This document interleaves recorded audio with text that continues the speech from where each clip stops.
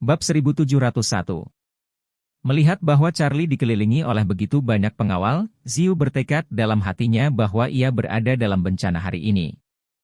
Namun, dia tidak bersimpati pada Charlie. Karena dia tidak melihat keseluruhan penyebab insiden itu, dia hanya melihat Charlie dengan putus asa mengejar seorang pria di jalan, menyebabkan pria itu tertabrak mobil, dan kemudian lengannya patah oleh mobil.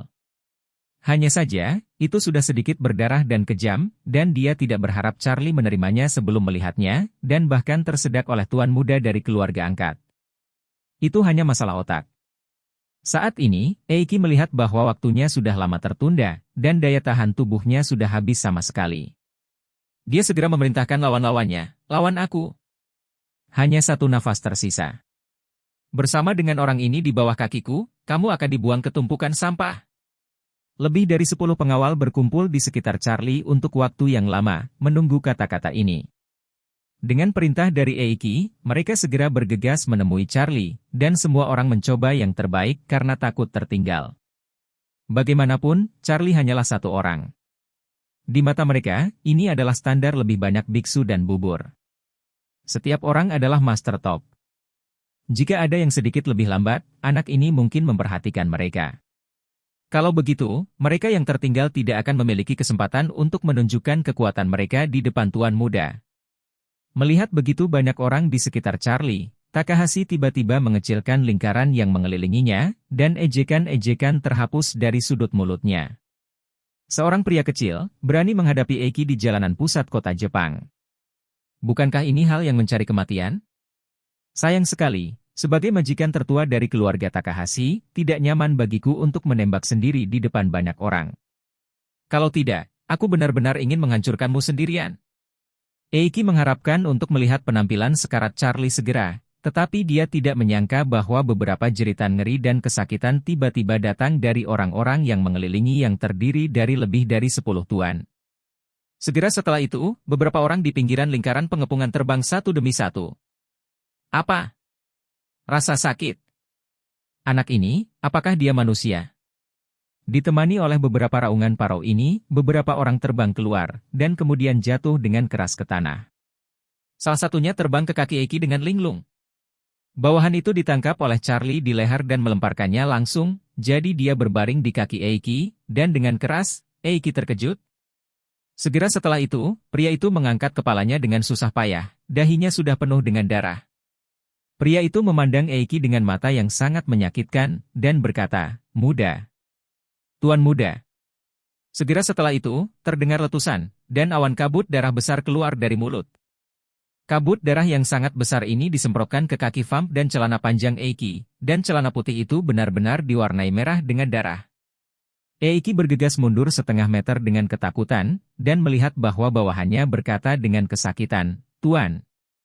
Itu Bestard. Sangat mengagumkan." Setelah selesai berbicara, dia berbaring di tanah lagi dengan ledakan keras, benar-benar kehilangan kesadaran. Eiki merasa otaknya langsung berenergi dengan tegangan tinggi. Apa yang terjadi? Pengawal ini adalah Master Top. Bahkan Master of Masters. Mengapa dia jatuh ke tanah seperti sampah di depan anak itu? Sebelum dia bisa memahami situasinya, beberapa orang lain juga dikalahkan oleh Charlie satu demi satu. Para master ini jatuh ke tanah satu demi satu, seperti pin bowling yang terkena bola bowling. Tiba-tiba, selain Charlie, hanya Eiki Takahashi yang berdiri sendiri. Bab 1702. Zifei dan Ziu di dalam mobil juga terkejut. Zifei menelan ludahnya dan berseru, "Anak ini terlalu kuat." Ziu juga tercengang, dan berkata, "Dia memang ahli top, sepertinya aku meremehkannya sekarang." Saat ini, Charlie sudah menurunkan semua pengawal dan berjalan menuju Eiki. Sedangkan Eiki gemetar ketakutan dan kakinya lemah. Dia ingin melarikan diri, hanya untuk menemukan bahwa kakinya tidak mendengarkan sama sekali. Dan dia tahu betul di dalam hatinya bahwa orang ini begitu kuat sehingga dia tidak bisa menghindarinya. Jadi, dia hanya bisa berkata dengan ngeri, "Apa yang kamu inginkan?" "Sudah kubilang, aku yang termuda dari keluarga Takahashi." Charlie naik dan menampar wajah Eiki dengan keras, dan berkata dengan dingin, "Aku peduli kamu ini jagoan jembatan apa, sekarang mari kita bicarakan tentang apa yang kamu berutang padaku dengan 2 tangan." Eiki pusing dengan tamparan Charlie. Dia tumbuh besar, dia selalu dimanjakan, dan dipegang di telapak tangan oleh banyak orang seperti bintang yang memegang bulan. Kapan dia dipukuli? Apalagi dia ditampar di jalan. Ini sangat memalukan. Eiki Takahashi mencengkeram wajahnya yang bengkak, mengertakkan gigi dan meraung, "Bastard! Apakah Anda berani memukul saya? Berhati-hatilah karena saya menginginkan hidup Anda." Charlie mengulurkan tangannya dan menepuk wajahnya, dan berkata dengan lemah, "Ini hanya tes kulit untukmu." Aku berkata, "Kamu berhutang 2 tangan padaku." Bagaimanapun, Charlie tidak repot-repot berbicara omong kosong dengannya, meraih pergelangan tangan kanannya secara langsung, dan menjabat tangannya hanyalah sebuah pelintiran. Segera setelah mendengar, klik, lengan kanan Eiki patah dari siku, dan rasa sakitnya begitu hebat hingga dia menangis, hidung dan air matanya mengalir. "Sakit, lenganku sangat sakit." "Naik." Charlie tetap bergeming, dan berkata, "Ini hanya 1 bagian, kau masih berhutang padaku 1, ayolah, ulurkan tangan kirimu." Eiki gemetar kesakitan, dan wajahnya sangat pucat. Dia benar-benar menyadari bahwa Charlie tidak bercanda dengannya kali ini. Karena panik, dia berlutut di tanah dengan lutut lembut, menangis dan memohon, "Saudaraku, maafkan aku, ini aku. Aku seharusnya tidak terjerat denganmu, maafkan aku, jangan ambil lengan kiriku itu akan sia-sia. Aku mohon." Charlie berkata dengan ekspresi muram, "Setiap orang adalah orang dewasa, dan kamu harus cukup berani untuk menanggungnya," alih-alih berlutut dan memohon belas kasihan. Setelah berbicara, Charlie bertanya lagi, "Menurutmu apakah jika kamu bertanya padaku, aku akan mengampuni kamu?" Eiki nyaris kaget. Apa yang akan dilakukan orang ini? Apakah dia benar-benar ingin melepaskan kedua lengannya? Kalau begitu, bukankah dia akan menjadi orang yang tidak berguna? Bagaimana jika dia berbalik dan membunuhnya? Memikirkan hal ini, dia meratap dengan keras, dan memohon dengan gentar, "Tuan, saya bersedia membayar Anda sejumlah uang, bagaimana jika 100 juta yen? Selama Anda menganggukkan kepala, saya akan memberi Anda uang." Charlie berkata dengan dingin, "Jangan bicara tentang hal-hal yang tidak berguna ini, bahkan jika Anda memberi saya 100 miliar, Anda tidak dapat mempertahankan lengan ini." Saat ini, Ziu di dalam mobil tidak tahan lagi, dan berkata, "Saudaraku, kita tidak bisa hanya duduk dan menonton masalah ini, jika tidak maka tidak akan dibenarkan." "Pria," Zifei berseru, "apakah kamu gila? Apakah Anda tidak melihat kekuatan yang kuat dari anak ini? Bagaimana jika dia mengalahkanmu?" Ziu berkata dengan sungguh-sungguh, "Aku akan berunding dengannya, atau mengetahuinya dengan kasih sayang dan menggerakkannya dengan alasan, jika tidak kita akan duduk di dalam mobil dan menyaksikan Eiki Takahashi digulingkan, yang tidak sejalan dengan keadilan dunia." "Oh tidak. Keselamatan pertama." Zifei membujuk, Ziu telah membuka pintu mobil dan langsung keluar. Bab 1703. Melihat Charlie tidak bergerak sama sekali, Eiki merasa akan kedinginan hari ini. Karena saat ini, dia tidak ada lagi. Bahkan jika dia sekarang memanggil seorang majikan dari keluarga untuk membantu, sudah terlambat. Saat Eiki Takahashi putus asa, pintu mobil di sebelahnya tiba-tiba terbuka. Ziu melangkah keluar dari mobil dan berkata kepada Charlie, "Kamu tuan, kamu orang Cina. Anda harus memaafkan. Kamu tidak mengerti hal-hal itu?" Charlie tidak menyangka bahwa seseorang akan berani memberi Eiki ini lebih awal. Apalagi dia masih seorang wanita. Dia mengerutkan kening dan melihat ke arah Ziu, dan bertanya dengan suara dingin, "Kamu juga harus menjadi orang Cina ketika aku mendengarmu. Mengapa ingin menjadi perantara untuk anak kecil ini?" Ziu berkata dengan hampa, "Saya tidak memohon, saya hanya menyarankan Anda untuk tidak menjadi manusia di alam liar, Anda harus tetap berada di garis segalanya." Charlie tersenyum dan bertanya padanya, "Baru saja, dia meminta selusin orang itu untuk mengeroyok saya, mengapa Anda tidak menghentikannya dan membujuknya untuk tetap antre dalam segala hal?" Ziu tercengang dengan pertanyaan Charlie. Baru saja, sebuah pikiran melintas di benaknya, jika Charlie tidak bisa menahannya dan hidupnya dalam bahaya, dia pasti harus turun dan menghentikan Eiki.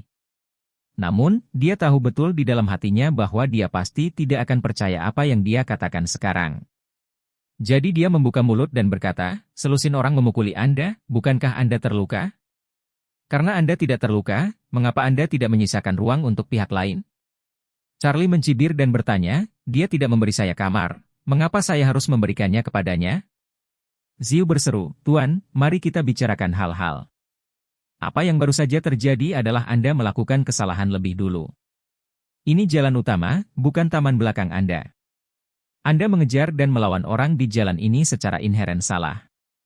Pertama, dan setelah orang itu dikejar oleh Anda, dia akhirnya ditabrak oleh mobil ini. Charlie tersenyum dan berkata, lalu aku bertanya, apa kau tahu kenapa aku mengejar anak itu sekarang? Ziu berkata dengan dingin, tidak tahu, aku tidak ingin tahu, jangan katakan apa-apa lagi. Kalian saling mengejar di jalan, ini sendiri sangat tidak sopan. Karena itu, Ziu berkata lagi, Anda salah dalam hal ini, tetapi Anda melakukannya kepada Tuan Takahashi tanpa alasan, dan Anda masih menyerangnya tanpa alasan. Ini dibenarkan, kan? Charlie mendengus, Nak, aku tidak berpikir kamu seperti orang yang berbahaya, mengapa kamu ingin membela dua idiot? Dan masih ada dua S-Umba? SCM. Ziu bertanya balik, lalu aku bertanya padamu, mengapa dua SCM di dalam mulutmu, yang satu dikejar olehmu dan menyebabkan kecelakaan mobil, yang lainnya lumpuh olehmu? Charlie berkata dengan jijik, istilah saleh palsu, digunakan pada orang yang dangkal sepertimu, sangat tepat. Ziu sedikit marah, tapi bertanya, hei, apa yang kamu katakan? Saya dangkal? Charlie mengangguk, ya, dan sangat dangkal. Setelah jeda, Charlie berkata lagi, semakin dangkal orang, semakin mereka percaya pada apa yang mereka lihat. Jangan bicara tentang kejahatan apa yang dilakukan anak yang tertabrak mobil ini, katakan saja bahwa pria bermarga Takahashi ini turun dari mobil. Berpura-puralah tanpa henti bersamaku dan biarkan begitu banyak orang bekerja sama denganku. Apakah menurut Anda orang ini tidak bersalah? Jika saya sedikit kurang terampil, saya akan dipukuli sampai mati oleh pengawal itu beberapa waktu yang lalu. Dada marah Ziu terus naik dan turun, dan berkata dengan marah, aku hanya ingin kamu memaafkan. Anda telah mematahkan salah satu lengannya. Bukankah itu cukup? Tidak cukup. Charlie berkata dengan hampa, aku baru saja berkata, aku akan punya dua. Kamu. Ziu sangat marah. Dia tidak menyangka anak ini begitu pemberontak. Bab 1704. Faktanya, dia juga tahu bahwa Eiki memiliki takdir saat ini, dan dia yang harus disalahkan. Tapi dia masih berharap Charlie bisa berhenti di sini dengan bergerak dengan kasih sayang dan penalaran, dan tidak benar-benar melepaskan kedua lengan Eiki. Meskipun Ziu tidak terlalu tua, dia menerima pendidikan elit sejak usia muda dan tinggal di Amerika Serikat selama bertahun-tahun, sehingga dia dapat dianggap sebagai seorang jenius bisnis standar. Oleh karena itu, dia memiliki tanggung jawab di dalam hatinya untuk apa yang dia lakukan. Misalnya, kali ini, sebagai perwakilan keluarga Su, dia datang untuk membahas kerjasama dengan keluarga Takahashi. Sebelum kerjasama dibahas, Eiki dipukuli sebagai orang yang tidak berguna. Jika dia duduk diam, tidak pantas untuk tidak mengatakan apa-apa tentang itu. Tidak hanya tampaknya dia tidak terlalu saleh, tetapi juga memengaruhi detail dan kemajuan spesifik dari dua pembicaraan berikutnya tentang kerjasama. Karena itu, dia datang untuk menghentikannya dengan emosi, penalaran, dan minat. Bahkan jika dia tidak menggunakannya untuk memblokir FRTS, Eiki masih ditinggalkan oleh Charlie, setidaknya dia telah berusaha keras, dan dia bisa mendapatkan penjelasan tentang hati dan wajah keluarga Takahashi. Tentu saja, situasi terbaik adalah setelah dia maju, pemuda di depannya bisa memberinya rasa hormat, dan ketika dia melihatnya, dia akan menjaga Eiki. Dengan cara ini, tidak hanya dia bisa hidup dengan baik di hati dan wajahnya, keluarga Takahashi juga akan berhutang budi padanya. Ketika dia membahas detail spesifik kerja sama nanti, dia bahkan dapat menggunakan ini untuk meminta keluarga Takahashi menjual lebih banyak dan mendapatkan banyak manfaat. Namun, yang tidak dia duga adalah bahwa permusuhan dalam temperamen anak ini begitu berat. Melihat postur tubuhnya, dia harus menghapus Eiki. Jadi, dia menahan amarah di dalam hatinya dan berkata, Tuan, saya dari Eastcliff. Sebelum dia selesai berbicara, Charlie memotongnya secara langsung dan berkata dengan sedikit ketidakpuasan, kamu Nona, kamu tidak perlu memberitahuku siapa kamu, dan aku tidak ingin tahu, apalagi mencoba menekanku dengan identitasmu. Karena bahkan jika Anda adalah Raja Surgawi, saya tidak akan memberikan setengah wajah dalam masalah ini hari ini, apakah Anda sudah mendengar saya dengan jelas? Suasana hati Ziu agak tidak bisa dipertahankan. Sejak kecil, tidak ada yang berani berbicara dengannya dengan nada seperti ini. Dia sudah lama terbiasa dengan perasaan dihormati dan dipuji kemanapun dia pergi, tapi dia tidak menyangka pria di depannya benar-benar tidak akan memberikan wajah apapun. Bahkan, dia tidak membiarkannya selesai berbicara. Desakan di hati Ziu langsung disulut oleh Charlie. Dia mendengus dan berkata dengan marah, "Aku akan membereskan masalah ini hari ini. Jika kamu berani memindahkannya, aku pasti akan membuatmu menyesal." Charlie tersenyum main-main, "Membuatku menyesal?" Ziu berkata dengan percaya diri, "Ya." Segera setelah Ziu selesai berbicara, dia mendengar bunyi klik dari samping, dan kemudian, teriakan menyedihkan Eiki keluar. Dia segera melihat ke arah Eiki, dan melihat bahwa lengan kirinya jelas telah dipelintir oleh Charlie, sekarang dengan kedua tangan terangkat di depannya, menangis keras kesakitan. Ziu memandang Charlie dengan marah, dan berteriak, "Apa yang terjadi denganmu? Anda pasti punya masalah dengan saya?" Charlie menggelengkan kepalanya, "Jangan menjadi penyayang. Tidak mengenalmu sama sekali. Mengapa saya harus memiliki masalah dengan Anda? Kamu adalah udara di mataku." Lagi pula, Charlie tidak repot-repot melihat mereka berdua lagi, mengambil kembali semua uang yang telah dirampok dari gadis penyanyi dari saku Onizuka Longer yang terbaring di tanah, lalu berbalik dan datang ke gadis bernyanyi. "Ambil uangnya dan jangan keluar untuk bermain atau bernyanyi di masa depan." Gadis itu merintih dengan air mata terima kasih dan tersedak, "Maaf, aku membuatmu masalah." Charlie menggelengkan kepalanya dan berkata, "Jika kamu berada di negara asing, kamu harus menjaga dirimu sendiri. Saya pergi sekarang." Setelah itu, dia berbalik dan meninggalkan tempat kejadian. Ziu sangat marah sehingga dia mengepalkan tinjunya, menatap punggungnya dan berteriak, "Bastard, berhenti untukku." Bab 1705. Mendengar teriakan marah Ziu di belakangnya, Charlie menepisnya tanpa menoleh. Ziu tumbuh sangat besar dan tidak pernah begitu dibenci, jadi dia secara alami sangat marah. Hampir tidak ada gadis di keluarga kaya Eastcliff yang tidak merasa benar sendiri, tetapi mereka hanya tentang kepentingannya. Ziu dianggap sebagai eksistensi teratas di Eastcliff, dan bahkan di antara putri-putri kaya di negara ini. Oleh karena itu, harga diri dan kebenaran diri sendiri sedikit lebih tinggi daripada orang biasa. Oleh karena itu, dibenci oleh Charlie tanpa melihat ke belakang, membuat seluruh popularitasnya langsung terinjak.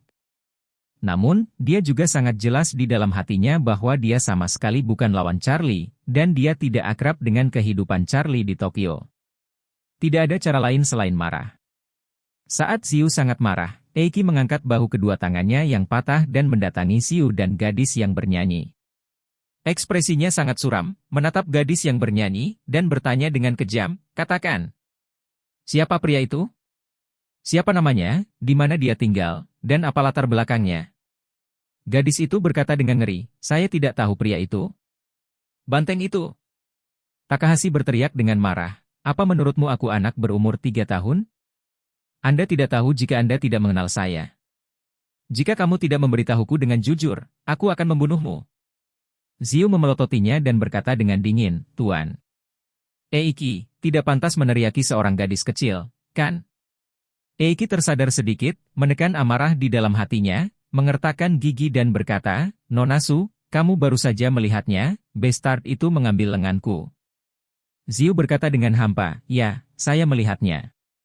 Pria itu yang baru saja menghapus lenganmu. Apa hubungannya dengan gadis kecil ini? Anda tidak tahu apa yang dirugikan dan berhutang? Mari kita bicarakan, cedera di lengan Anda dapat pulih setelah 3 atau 5 bulan perawatan setelah gips. Apakah itu kekurangan kasih karunia? Tidak mungkin." Eiki tidak bisa menyembunyikan amarahnya, gadis ini jelas berhubungan dengan pria itu, selama dia dengan jujur memberitahuku informasi pria itu, aku tentu tidak akan mempermalukannya. Ziu memelototinya dan berkata dengan marah, "Gadis ini sudah cukup bicara. Jika Anda tidak mengenal pria itu, apakah Anda tidak mengerti?" Eiki berkata dengan marah, "Siapa yang tahu jika dia berbohong?" Ziu berkata dengan dingin, "Apakah dia berbohong atau tidak ada hubungannya denganmu. Jika Anda ingin menanyakan lebih banyak detail, Anda dapat meminta nasihat dari orang lain. Jika orang lain memberitahu Anda, itu tugas Anda. Jangan beritahu kamu. Itu mengancam keamanan pribadi orang lain di setiap kesempatan." apakah kamu tidak ingat apa yang baru saja terjadi? Ekspresi Eiki Takahashi tiba-tiba sulit dilihat. Dia tahu bahwa Xiu sedang mengingatkannya untuk tidak terlalu sombong. Alasan mengapa dia menyinggung pria itu sekarang sepenuhnya karena dia terlalu sombong. Tidak hanya dia mengutuk, dia juga meminta pengawalnya untuk menghadapinya dan berakhir seperti ini. Kata-kata Xiu membuatnya merasa sangat tidak tahu malu di wajahnya. Namun di satu sisi, karena keluarga Su di belakang Xiu jauh lebih kuat daripada keluarga Takahashi, di sisi lain, karena ia memiliki kesan yang baik terhadap Xiu, ia hanya bisa menekan amarah di hatinya saat ini. Xiu bertanya pada gadis penyanyi itu, "Gadis, kamu baru saja mengatakan kamu tidak tahu pria itu, lalu mengapa dia membantumu?" "Saya pikir dia mengambil sejumlah uang dari orang yang baru saja ditabrak mobil." "Tentang kamu?" Gadis itu berkata dengan serius, "Aku bisa memberitahumu dengan jelas, pria itu adalah orang yang baik. Saya sedang bermain gitar dan bernyanyi di pinggir jalan, dan tidak ada yang peduli. Pria itu memberi saya 100,000 yen, dan kemudian masa berkeliling dengan beberapa elemen kekerasan, mengambil uang dan gitar saya, dan meminta saya untuk menemani mereka. Mereka ingin mengajak saya minum, pria itu menyelamatkan saya." Xiu mengerutkan kening. Apakah pria yang ditabrak mobil itu melarikan diri?